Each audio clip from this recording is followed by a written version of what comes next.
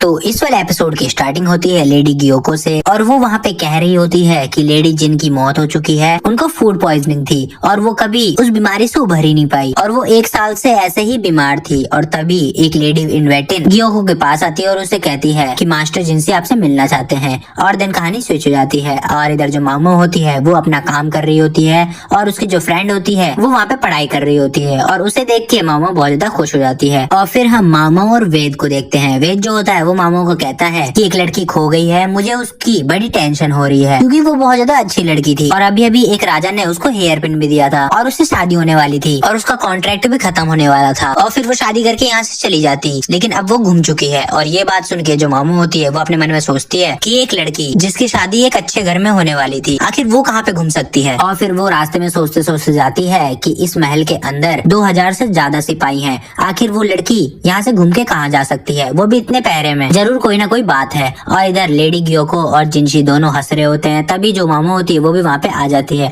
और देन मामो गियोको से पूछती है कि आपने मुझे बुलाया, जिसपे फिर गियोको कहती है कि मैंने नहीं, जिनशी ने तुम्हें बुलाया है, इनको तुमसे कुछ बात करनी है। और देन जो जिनशी होते हैं वो मामो को कहते हैं कि हाँ मुझे तुमसे बात करनी है तो तुम मेरे साथ चलो। बट तभी जो लेडी गियोको होती है वो जिनशी को कहती है कि ऐसी कौन सी बात करनी है जो तुम मेरे सामने नहीं कर सकते। फिर हम देखते हैं कि प्रिंसेस की रोने की आवाज आने लग जाती है और देन जो एक लेडी इन्वेटिन होती है वो लेडी गियोको को कहती है कि अब तो हमें जाना ही पड़ेगा। और देन गियोको अपना मुंह बना के वहाँ से चली जाती है और फिर जिनशी और मामो वो भी चले जाते हैं। और देन मामो जो होते हैं वो जिनशी से पूछती है कि आपने मुझे क्यों बुलाया था, आखिर क्या बात है। जिसपे जिनशी मामो को कहता है कि तुम्हें तो पता ही है ना कि एम्परर को यहाँ पे जितनी भी लड़कियां हैं उन सबको पढ़ाना है और इसीलिए हमने वो नोवेल भी छपवाई थी जिससे कि लड़कियां इंटरेस्टेड हो जाए। और जो ये हमारा प्लान था वो सक्सेसफुल भी रहा, जितनी भी लेडी इन्वेटिन है वो अब पढ़ाई में इंटरेस्ट लेने लग गई है, तो इसलिए मैं सोच रहा हूँ कि हम लोग एक स्कूल खोल दें। जिसपे फिर मामो कहती है कि हाँ ये तो बहुत अच्छी बात है। और देन जिनशी कहता है कि तुम इतनी जल्दी मेरी बात पे एग्री कर ली। जिसपे फिर मामो कहती है कि हाँ अच्छे कामों के लिए मैं कभी भी मना नहीं करती हूँ। और फिर जो जिनशी होता है वो मामो को कहता है कि मेरा ये प्लान तुम्हें इतना ज्यादा अच्छा लगा, इसका मतलब ये है कि मैं भी तुम्हें अच्छा लगता हूँ। जिसपे फिर मामो अजीब सा मुंह बना लेती है।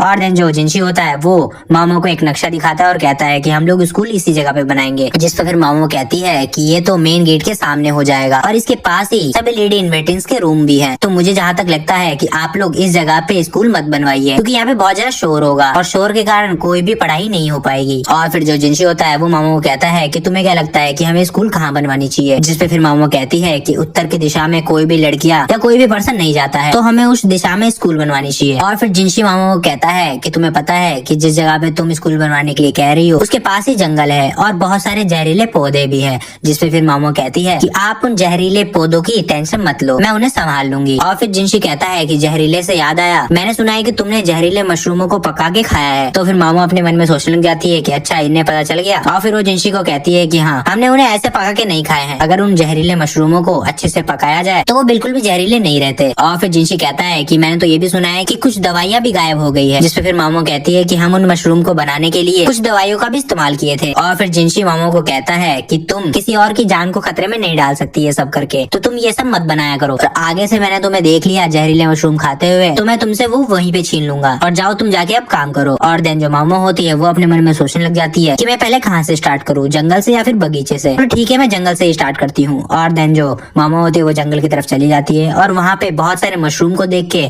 उसके मुंह में से पानी आने लग जाता है। बट तभी उसको एकदम से अजीब सी बदबू में आने लग जाती है और वो कहने लगती है कि ये मशरूम ऐसी जगह पे तो नहीं उग सकता। और देन कहानी शिफ्ट हो जाती है और जो मामो होती है वो जेट पवेलियन आ जाती है और वहाँ पे एक लेडी इन्वेटिन मामो को देख के बोलती है कि तुम्हारे अंदर से तो बहुत गंदी बदबू आ रही है। जिसपे फिर मामो कहती है कि मैंने कुछ आज ज्यादा ही जहरीले पौधे काट लिए, इस वजह से मेरे अंदर से बदबू आ रही है, लेकिन जंगल में जितने भी जहरीले पौधे थे उन सभी को मैंने काट दिए हैं, तो अब टेंशन लेने की कोई भी जरूरत नहीं है। और मैंने जितने भी मशरूम थे वो सभी वेद को जाके दे दिए हैं और हमें अभी तक पता नहीं है कि उन मशरूम में से कौन सा ज्यादा जहरीला है और कौन सा नहीं। और फिर मामो मन में कहती है कि मैं वेद के पास जाके उन मशरूम को चखूंगी और फिर मन ही मन मुस्कुराने लग जाती है। और फिर मामो लेडी गियोको के पास आती है और उन्हें कहती है कि मुझे आने में थोड़ी देर हो गई। जिसपे लेडी गियोको बोलती है कि अरे कोई बात नहीं, हमने तुम्हें वैसे भी जल्दी बुला लिया था। और लेडी इन्वेटिन और गियोको दोनों अपने हाथ में कुछ बांध रहे होते हैं और वो देख के फिर मामो अपने मन में सोचती है कि शायद ये कॉन्क्यूबाइन के गुजर जाने की वजह से बांध रहे हैं। और फिर हम देखते हैं मामो और हेड लेडी इन्वेटिन दोनों जा रहे होते हैं और देन हेड लेडी इन्वेटिन कहती है कि वो बहुत बड़े अफसर की बेटी थी, लेकिन वो थोड़ी सी अजीब भी थी, वो दूसरी कॉन्क्यूबाइन से जलती थी और एक बार तो उन्होंने अपनी ही लेडी इन्वेटिन को थप्पड़ मार दिया था। उस वक्त हमारी लेडी गियोको पेट से थी और उन्हें जहर भी दिया गया था। और जो मास्टर जिनशी थे उन्होंने ने इसको चेक भी किया था, लेकिन उनको कोई सबूत नहीं मिला। और वो फिर कहती है उन्होंने बहुत ही ज्यादा कठिन समय देखा और उनके साथ ही उनकी लेडी इन वेटिंग ने भी, लेकिन अगर ये बुरा उनके साथ नहीं होता तो वो हमारी लेडी ग्योको के साथ होता। मैं बुरी इंसान तो नहीं हूँ, लेकिन मैं लेडी ग्योको को ऐसे हालत में नहीं देख सकती थी। और फिर जो मामो होती है उसको एकदम से जिनशी की बात याद आती है कि उसने बोला होता है कि तुम जहरीले पौधे से दूर रहना, और ये भी अभी फूड पॉइजनिंग की बात कर रही थी। कुछ तो तालमेल है इन दोनों बातों में, लेकिन आखिर क्या। और फिर सीन शिफ्ट हो जाता है और जो मामो होती है वो सोच रही होती है कि ये सब इसलिए हुआ क्योंकि सभी लोगों को इनके ऊपर शक था कि इन्होंने ही कॉक्यूबाइन को जहर दिया है, और क्या इसलिए इनको जहर दे दिया गया मशरूम के द्वारा और सबको ये बता दिया गया कि इनको फूड पॉइजनिंग थी। लेकिन आखिर इनके साथ ये कर कौन सकता है? क्या वो लेडी ग्योको है? नहीं, वो ऐसा नहीं कर सकती। अगर उनको इन्हें रास्ते से हटाना ही था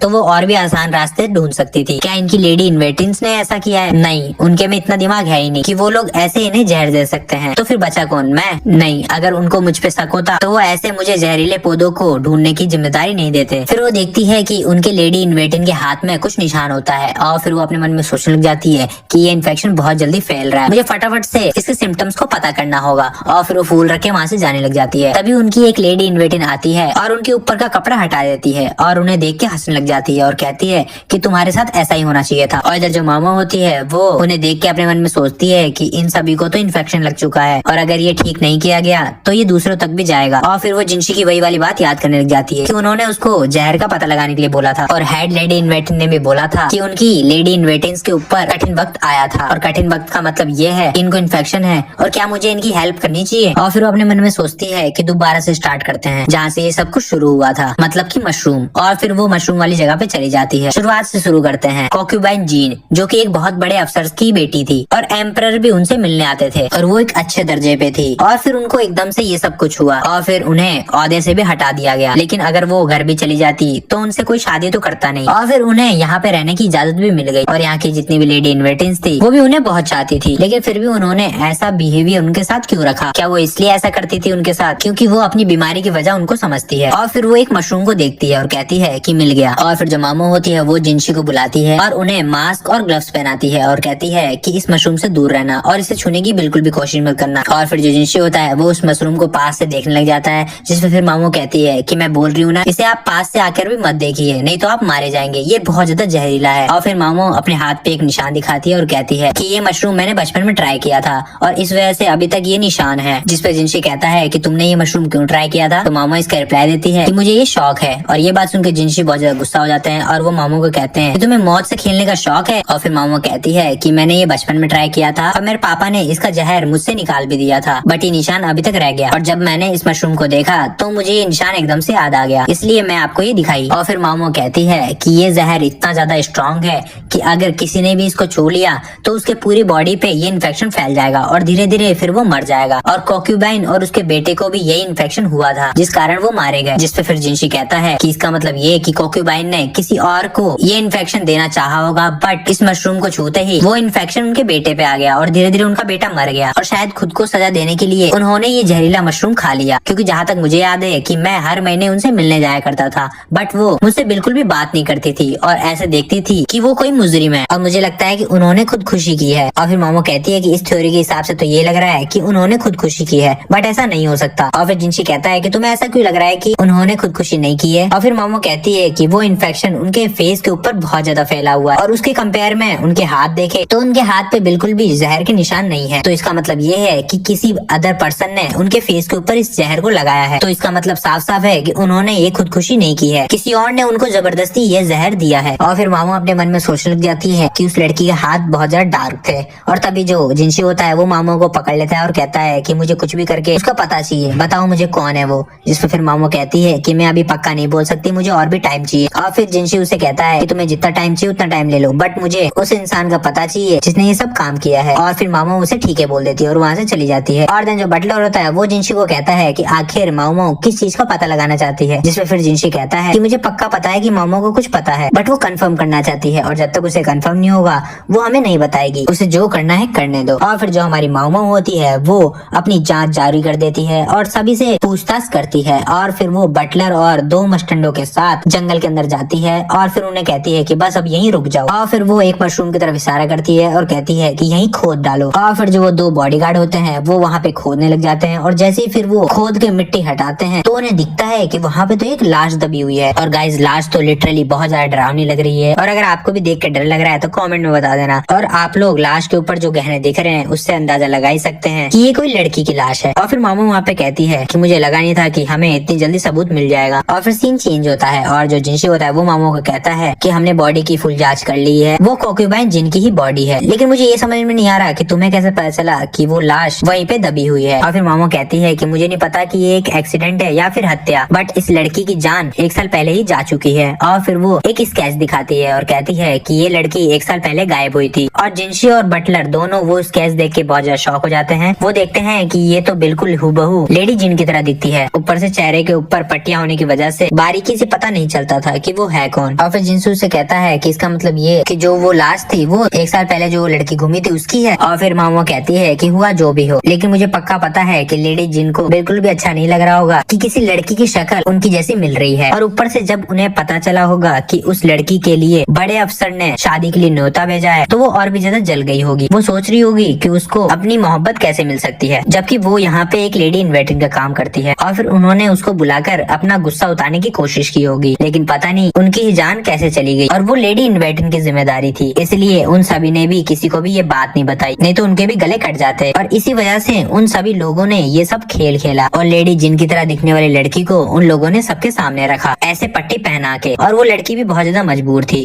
क्योंकि अगर वो किसी को ये बात बता देती तो सबसे पहले गला उसका कटता। सभी के सभी मजबूर थे, जुर्म करने वाला भी और जुर्म को सहने वाला भी। बड़े लोग अपनी ख्वाहिश को पूरी करने के लिए किसी भी हद तक जा सकते हैं। और फिर जो जिनशी होता है वो मामू को कहता है कि तुम्हें ये सब कैसे पता। तभी वो कहती है कि उन लोगों ने बहुत सारे सबूत अपने पीछे छोड़ दिए थे। और फिर वो मशरूम का टोकरा जिनशी के सामने रखती है और कहती है कि दरअसल जो ये मशरूम है वो जानवरों की खाद से बनते हैं। मेरा मतलब ये है कि जानवर जिस जगह पे दफनाए जाते हैं उस जगह पे उनका खाद बनता है और उस खाद से ये मशरूम उगते हैं। इसका मतलब ये है कि मैंने उनकी लाश की खाद की मशरूम को खाया था। और ये बात वो बड़ी खुशी से बता रही होती है। और तभी उसको पता चलता है कि मैंने ये बात जिनशी के सामने बोलती है। और जो जिनशी होता है वो बहुत ज्यादा गुस्सा हो जाता है इस बात से। और फिर मामू कहता है कि तुमने लाश की खाद के बने मशरूम को खाया है। जिसपे फिर मामू कहती है कि आप लोग इतना शौक क्यों हो रहे हैं, मैंने डायरेक्ट लाश के बने मशरूम को थोड़ी खाया है। पहले लाश खाद में कन्वर्ट हुआ और देन खाद से ये मशरूम बने और उसके बाद मैंने खाया है। ऐसे मशरूम मुझे दोबारा नहीं मिलेंगे, ये मेरे लिए बहुत ज्यादा जरूरी है। और फिर जो जिनशी होता है वो मामू कहता है कि बस हुआ। और फिर वो मशरूम की टोकरी मामू के हाथ में से छीन के ले जाता है। और मामू जो होती है वो बस वहाँ पे खड़ी होकर देख रही होती है। और फिर वो एक मशरूम जमीन पे गिरा हुआ देखती है और कहती है कि लाश से बने मशरूम आखिर इससे क्या ही फर्क पड़ता है। और ये जो एपिसोड होता है यहीं पे एंड हो जाता है। तो गाइज आई होप आपको इस वाले एपिसोड में मजा आया होगा। कमेंट में बता